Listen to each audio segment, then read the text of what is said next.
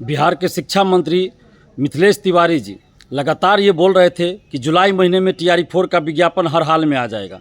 जब जुलाई शुरुआत हुआ उस समय जब मीडिया बंधु पूछते थे कि अब तो जुलाई आ गया, TRE-4 का विज्ञापन कब आएगा, तो बोलते थे जुलाई ख़त्म हो गया क्या।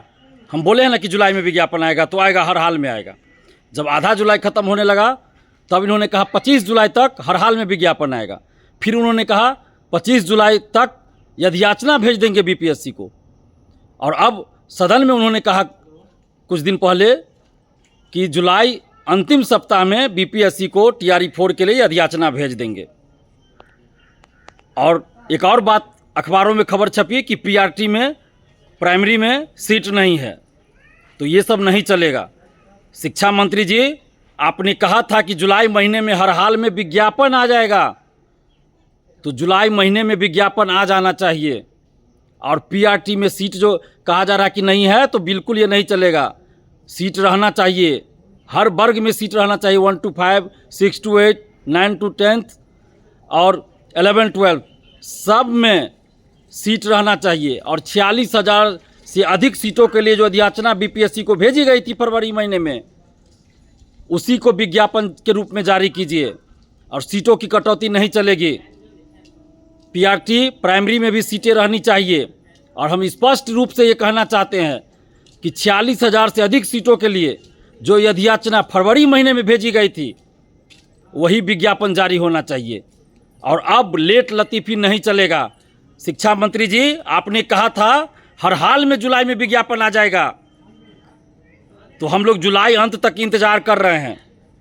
हमने कहा भी था कि जुलाई तक हम कोई आंदोलन नहीं करेंगे। हमने पहले ही कहा था कि जुलाई तक हम कोई आंदोलन नहीं करेंगे, और अभी भी कर रहे हैं, जुलाई तक हम कोई आंदोलन नहीं कर रहे हैं।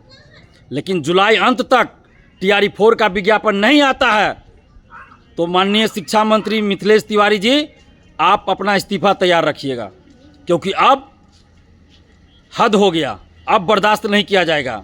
पिछले 2 वर्षों से जो भी शिक्षा मंत्री बिहार के रहे, बार बार 15 लाख से अधिक अभ्यर्थियों को गुमराह करते रहे, बरगलाते रहे।